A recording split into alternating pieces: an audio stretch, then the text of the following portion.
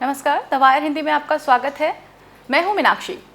हम बात करेंगे असम के बारे में। असम में आज ही एनआरसी यानी नेशनल रजिस्टर ऑफ सिटीजन का फाइनल ड्राफ्ट रिलीज़ हुआ है। नागरिकता की वैधता और अवैधता के बारे में जारी ये ड्राफ्ट जो था, ये सुप्रीम कोर्ट की निगरानी में रजिस्ट्रार जनरल के द्वारा किया जा रहा था। इसमें कौन से असम में रहने वाले नागरिक जो है वैध हैं, क्या अवैध है, अप्रवासी कितने लोग हैं, इस सब का डेटा आज फाइनली रिलीज़ किया गया है।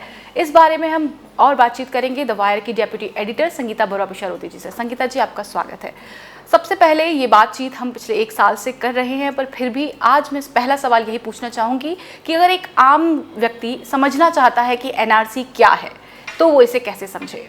देखिए, ये एनआरसी जो अपडेट हो रही है जी, ये 1951 में एक एनआरसी बना था असम में, तो उसी का अपडेट हो रहा है 1971 के आधार पर। और 1971 का ईयर और एक डेट भी है 25 मार्च 1971। तो ये डेट कहाँ से आया? ये एक असम एकॉर्ड जो हुआ था 1985 में, जिसके तहत सेंट्रल गवर्नमेंट और ये ऑल असम स्टूडेंट्स यूनियन और असम गण संगम परिषद, ये तीन एंटिटी के साथ एक एग्रीमेंट हुआ।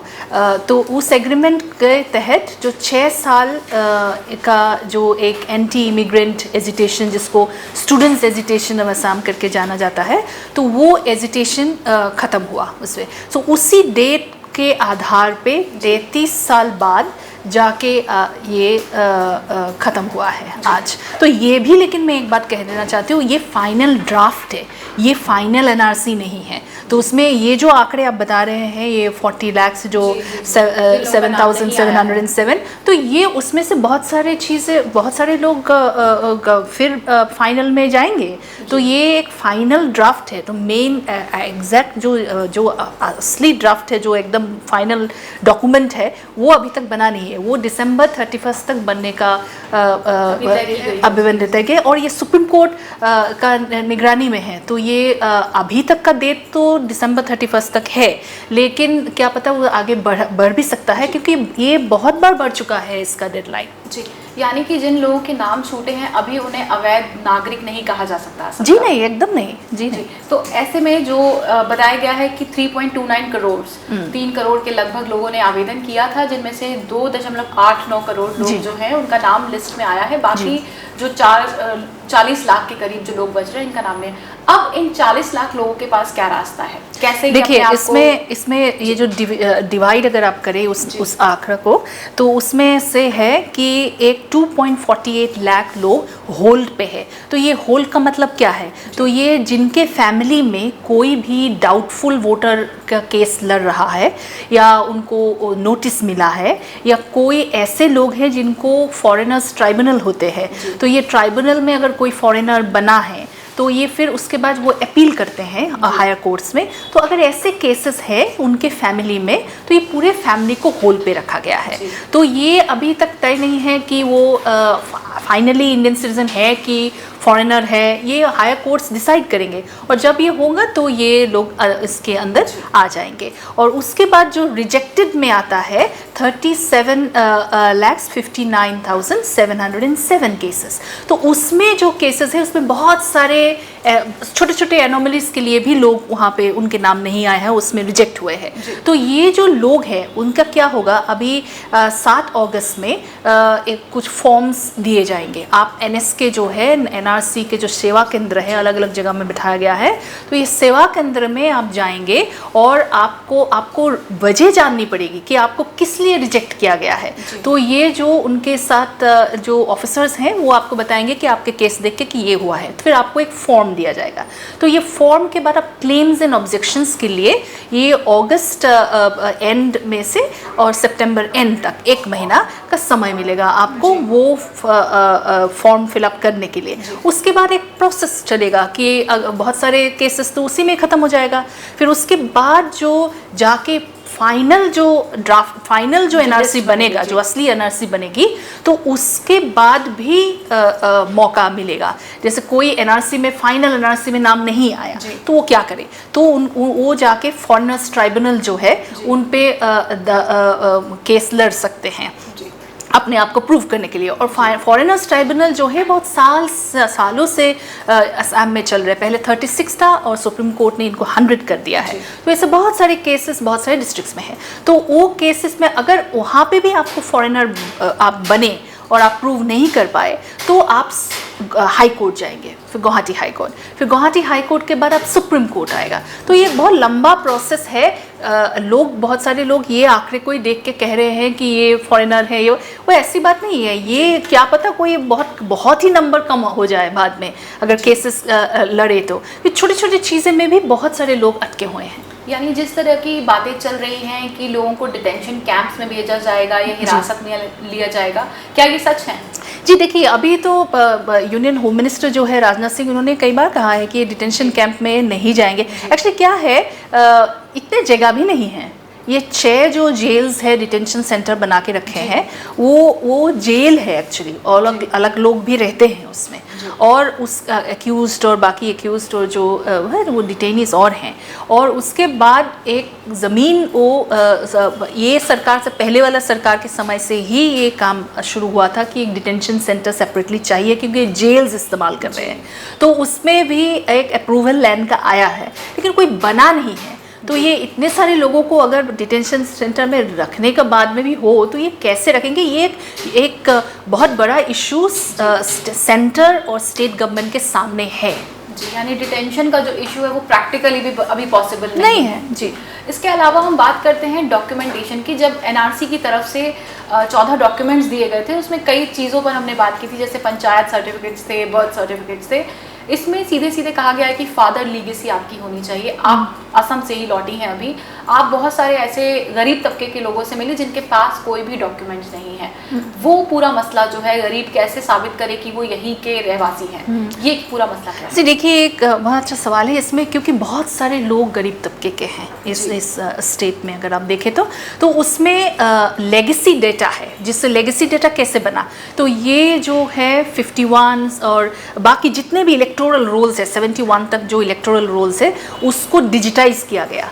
और उसको डिजिटाइज करने के बाद आपको जैसे एक PNR नंबर जैसा मिलता है। आप अगर बता दें कि मेरे ग्रैंडफादर ये थे, मेरे फादर ये थे, इस जगह से थे, तो उसको चेक करेंगे आप वेबसाइट में और आपको एक नंबर दिया जाएगा। तो वही नंबर आपका लेगेसी डेटा का नंबर है। तो इस नंबर पे आप क्लेम करेंगे कि ये मेरे फैमिली के हैं। लिंकेज जो है, तो लिंक रखने के लिए तो आपको कुछ डॉक्यूमेंट्स भी देने पड़ते हैं कि आप उन्हीं के ही बेटे हैं, आप उन्हीं के ही फैमिली से है, आप उन्हीं की बेटी है। तो ये चीज़ें करने पड़ते हैं। तो उसमें जो गरीब लोग जो है, कितने लोगों के पास ये डॉक्यूमेंट्स होते हैं? जैसे 14 डॉक्यूमेंट जो मांगे हैं, जैसे आप देखेंगे, हमने एक वायर में स्टोरी भी किया है, 29 लाख वुमेन इसमें से। तो ये 29 लाख वुमेन जो फर्स्ट ड्राफ्ट में नहीं आ पाए, वो महिला मैरिड महिलाएं हैं और बहुत गरीब तबके के महिलाएं हैं। तो उनके पास अपने फादर के साथ कनेक्ट करने के लिए कुछ पेपर नहीं है। तो ये गांव पंचायत के जो जनरल सेक्रेटरी है, जो GP सर्टिफिकेट कह रहे हैं, वो सर्टिफिकेट ही उन्हीं के उनका मतलब एकमात्र बस डॉक्यूमेंट है फैमिली के साथ जुड़ने के लिए। क्योंकि ना ही वो उनको स्कूल भेजा गया, ना उनके ना घर पे नाम पे लैंड है, ना इनके पास कोई बैंक अकाउंट है, कुछ भी नहीं है। तो कोई वैलिड ID नहीं है except the voter ID card, तो जो 14 डॉक्यूमेंट में नहीं पड़ता है।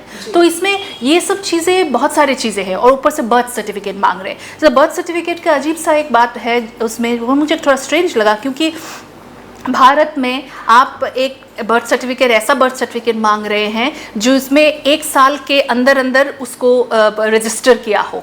तो ये कितने गरीब लोग के बच्चे जो हॉस्पिटल्स में होते हैं आज के दिन पे, और ऊपर से आप 1 साल के अंदर आप इसको रजिस्टर भी करें। और बहुत महिलाएं ऐसी हैं जो उनके मैरिज भी रजिस्टर्ड नहीं है, तो आपको सिविल मैरिज का ही आप एक्सेप्ट कर रहे हैं डॉक्यूमेंट्स। तो ऐसे बहुत सारे हैं। जैसे बंगाली मुस्लिम महिलाओं में ये है कि प्रॉपर काजी के सामने भी रजिस्टर नहीं है, शादी नहीं है, तो किसी मौलवी ने शादी कर दी, तो उस पर ये सब भी बातें हैं। तो उनको पास कुछ भी ऐसा डॉक्यूमेंट्स नहीं है। तो मुझे लगता है ये जो अब एकदम डिटेल में जब ये बातें आएंगी तो ये बहुत सारे केसेस मुझे लगता है क्लियर होगा। यानी आम जनता भी इससे बहुत ज़्यादा प्रभावित है। आपने जिस स्टोरी का जिक्र किया, इसमें एक ऐसी भी स्टोरी है जिसमें एक महिला जिसने अपनी पसंद से शादी की थी और परिवार ने नाता तोड़ लिया था। ऐसे ऐसे लोग जो हैं, ऐसे लोग जिनका अपने परिवार से नाता नहीं है या परिवार में कोई नहीं बचा है, उनके पास क्या विकल्प है? विकल्प तो वही है, ग्राम पंचायत के जो गांव के जो पंचायत है उनका जो जनरल सेक्रेटरी है वो उनको आइडेंटिफाई करेंगे कि ये उन्हीं के ही रिलेटिव है। लेकिन देखिए, दो बातें हैं इसमें। एक तो ये गांव पंचायत का सर्टिफिकेट क्यों मानते हैं, उसमें अगर गांव पंचायत अगर वो रिलीज करता है, एक इशू करता है सर्टिफिकेट, उसके बाद जो लोकल सर्कल ऑफिसर है, वो बीडीओ कहते हैं, तो ये काउंटर साइन करेंगे उस पर, तो उसको एक्सेप्टेबल है, ठीक है। तो लेकिन फिर भी सुप्रीम कोर्ट इसको वीक डॉक्यूमेंट के हिसाब से मान रहे हैं, ठीक है। तो ये इसलिए ये जो महिलाएं हैं उनके पास जो खाली यही है, ये सर्टिफिकेट है, तो ये एक डिसएडवांटेज में ऑलरेडी है। और कई सारे मेरे ऐसे गांव भी होके आई हूँ कल परसों, ऐसे भी महिलाएं मुझे मिले हैं, गांव ऐसे महिलाएं हैं जिन्होंने उनको समझ में नहीं आया कि गांव पंचायत के सर्टिफिकेट क्या है, तो उन्होंने गांव बूढ़ा जो है, विलेज का जो हेड है, उनका सर्टिफिकेट दिए हैं जो वैलिड डॉक्यूमेंट नहीं है। तो ऐसे बहुत सारे हजारों महिला हैं, इसमें से जो ये आप 40 लाख की बात कर रही हैं, इसमें हजारों महिलाएं हैं जो खाली ये गांव बूढ़ा के सर्टिफिकेट दिए हैं, विलेज हेड के सर्टिफिकेट जो वैलिड नहीं है, तो अभी उनको दोबारा मांगेंगे तो ये सारे लोग निकल जाएंगे। तो ये सब भी बहुत कुछ अभी इसके अंदर है जी। इसके अलावा आपने दवाया पे ही स्टोरी की थी जिसमें आपने बताया कि कैसे जो सरकारी तंत्र है, जितनी चीज़ें आप बता रही हैं बीडीओ के लेवल पे, ग्राम पंचायत के लेवल पे, इसमें कागजी कार्रवाई जो होती है वो उतनी ठीक से नहीं होती। आपकी स्टोरी में एक जिक्र है कि एक व्यक्ति जो सरकारी काम में है, जो पुलिस की ड्यूटी पर है, उसे डी वोटर की श्रेणी में डाल दिया गया। तो ऐसी जितनी भी ब्यूरोक्रेटिक एनॉमलिटीज़ हैं, इन सब के बारे में जो एनआरसी की प्रोसेस है उसको और मुश्किल बना देती हैं। देखिए, मेन प्रॉब्लम तो ये है कि इसमें 3 पैरेलल प्रोसेस चल रहा है। खाली एनआरसी एक सिटीजनशिप डिसाइड नहीं कर रही है, आपका जो असम बॉर्डर पुलिस है वो भी किसी को एक्यूज कर सकते हैं कि आप फॉरेनर है, आपका सिटीजनशिप के बारे में पूछ सकते हैं। और दूसरा ये है जो इलेक्शन कमीशन ने जो डी वोटर का लिस्ट बनाया, उसमें 1997 में पहली बार एक एक्सक्लूसिव एक कैटेगरी बनाया, डाउटफुल और डी वोटर असम के लिए। तो उसमें भी एक लिस्ट है, लेकिन उस लिस्ट के हिसाब से, उस लिस्ट को जिसमें भी लोगों को बनाया है वो भी फॉरेनर्स ट्राइब्यूनल जाके अपना नाम क्लियर करना है, और बॉर्डर पुलिस जिसको फॉरेनर एक्यूज करते हैं वो भी वहाँ जाना है। तो लेकिन जब केसेस जो लोग इंडियन बन जाते हैं तो उसके बाद वो अपने आप प्रोसेस ऐसा है कि अपने आप आपको एक इलेक्शन कमीशन में एक लेटर जाएगा कि इनको इंडियन हो गया है। तो ऐसे ऐसे बहुत सारे स्टेट होम डिपार्टमेंट में जाता है। लेकिन जब आप देखेंगे कि इलेक्शन कमीशन का ये जो लिस्ट है ये रेगुलरली अपडेट नहीं होता है, और इसी कारण आज कई लोग इंडियन डिक्लेयर होने के बावजूद भी वो इस लिस्ट में नहीं घुस पाए हैं। तो ये इलेक्शन कमीशन को ये ज़रूर उनको ये नज़र रखना चाहिए, क्योंकि डेमोक्रेसी जो है, आपका मेन डेमोक्रेसी का एक बड़ा अंग जो है, इंस्ट्रूमेंट जो है to be a part of democracy, वो है राइट टू वोट। तो अगर आप ये बंदा इंडियन हो गया है तो आप उनको इतने साल से वोट क्यों नहीं दे पा रहे? तो ये सब सवाल मुझे लगता है अब मीडिया को भी पूछने का ज़रूरत है। जी, यहाँ मतलब ये सवाल जो है सरकारी तंत्र में काम कैसे हुआ, कैसे लिस्ट तैयार हुई हैं, कैसे लोगों को कितनी जानकारी है, इस सब के बारे में सवाल। आखिरी सवाल है मेरा, पॉलिटिकल जो ऑपोजिशन हो रहा है एनआरसी को लेकर, पश्चिम बंगाल की मुख्यमंत्री सुबह उन्होंने प्रेस कॉन्फ्रेंस की और उसमें कहा कि ये वोट पॉलिटिक्स है बीजेपी की, और इसके साथ उन्होंने ये आरोप भी लगाया कि बिहारियों को और बांग्ला बोलने वाले लोगों को असम से निकालने के लिए ऐसा एनआरसी लाया गया है।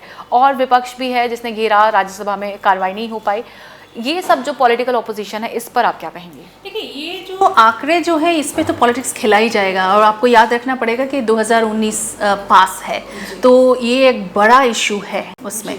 और BJP north east particularly Assam को तो बहुत सीरियसली देख रहे हैं कि उसमें अगर आप नॉर्थ ईस्ट पूरा देखें तो उसमें 25 लोकसभा सीट है, और लेकिन असम में सबसे ज़्यादा है, 14 है। तो इनको लास्ट टाइम 7 मिले थे, तो ये जितना हो सके वो लेना चाहेंगे वहाँ से।